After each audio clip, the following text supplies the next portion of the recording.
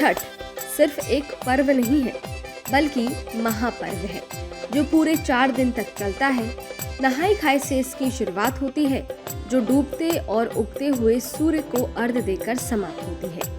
ये पर्व साल में 2 बार मनाया जाता है, पहली बार चैत में और दूसरी बार कार्तिक में। चैत शुक्ल पक्ष षष्ठी पर मनाए जाने वाले छठ पर्व को चैती छठ और कार्तिक शुक्ल पक्ष षष्ठी पर मनाए जाने वाले पर्व को कार्तिक छठ कहा जाता है। पारिवारिक सुख समृद्धि और मनोवांछित फल प्राप्ति के लिए ये पर्व मनाया जाता है। इस साल महापर्व की शुरुआत 17 नवंबर से हो रही है। इस पर्व में व्रत करने वाले लोग 36 घंटे का निर्जला उपवास करते हैं। इस व्रत को विवाहित महिलाएं करती हैं। लेकिन क्या आपको पता है कि छठ पूजा क्यों मनाई जाती है और कब से मनाई जाती है? आइए छठ पूजा की कथा जानते हैं। जानकारों के अनुसार छठ पूजा की परंपरा कैसे शुरू हुई, इस संदर्भ में कई कथाएं प्रचलित हैं। एक मान्यता के अनुसार जब राम सीता 14 साल के वनवास के बाद अयोध्या लौटे थे, तब रावण वध के पाप से मुक्त होने के लिए उन्होंने ऋषि मुनियों के आदेश पर राजसूय यज्ञ करने का फैसला लिया। पूजा के लिए उन्होंने मुग्दल ऋषि को आमंत्रित किया। मुग्दल ऋषि ने मां सीता पर गंगा जल छिड़क कर पवित्र किया और कार्तिक मास के शुक्ल पक्ष की षष्ठी तिथि को सूर्यदेव की उपासना करने का आदेश दिया।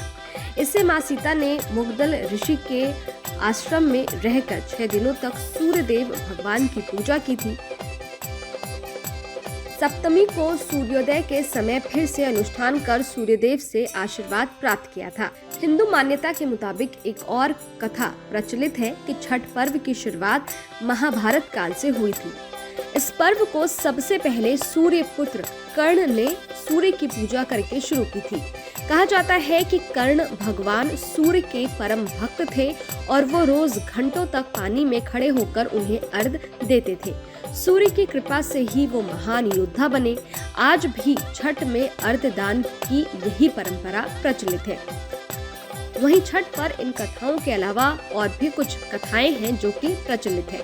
छठ पर्व के बारे में एक कथा और भी है कि वदंती के मुताबिक जब पांडव सारा राजपाट जुए में हार गए थे, तब द्रौपदी ने छठ व्रत रखा था। इस व्रत से उनकी मनोकामना पूरी हुई थी और पांडवों को सब कुछ वापस मिल गया था। लोक परंपरा के अनुसार सूर्यदेव और छठी मैया का संबंध भाई बहन का है, इसलिए छठ के मौके पर सूर्य की आराधना फलदायी मानी जाती है। इन कथाओं के अलावा एक और किंवदंती भी प्रचलित है। पुराणों के अनुसार प्रियव्रत नाम का एक राजा था जिसकी कोई संतान नहीं थी। इसके लिए उसने हर जतन कर डाले, लेकिन कोई फायदा नहीं हुआ। तब उस राजा को संतान प्राप्ति के लिए महर्षि कश्यप ने उससे पुत्र यष्टि यज्ञ करने का परामर्श किया।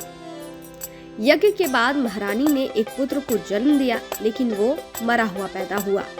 राजा के मृत बच्चे की सूचना से पूरे नगर में शोक छा गई। कहा जाता है कि जब राजा मृत बच्चे को दफनाने की तैयारी कर रहे थे, तभी आसमान से एक ज्योतिर्मय विमान धरती पर उतरा। इसमें बैठी देवी ने कहा, मैं षष्ठी देवी और विश्व के समस्त बालकों की रक्षिका हूँ। इतना कहकर देवी ने शिशु के मृत शरीर को स्पर्श किया, जिससे वो जीवित हो उठा। इसके बाद से ही राजा ने अपने राज्य में ये त्योहार मनाने की घोषणा कर दी। सनातन शास्त्रों की माने तो द्वापर युग में जगत के पालनहार भगवान श्री कृष्ण के पुत्र सांब कुष्ठ रोग से पीड़ित थे। भगवान श्री कृष्ण ने उन्हें सूर्य उपासना की सलाह दी। कालांतर में सांब ने सूर्यदेव की उपासना की। सूर्यदेव की उपासना करने से सांब को कुष्ठ रोग से मुक्ति मिली थी। इसके पश्चात सांब ने 12 सूर्य मंदिरों का निर्माण करवाया था। इनमें सबसे प्रसिद्ध कोकण सूर्य मंदिर है, जो उड़ीसा में है। इसके अलावा एक मंदिर बिहार के औरंगाबाद में है। इस मंदिर को देवार्क सूर्य मंदिर के नाम से भी जाना जाता है।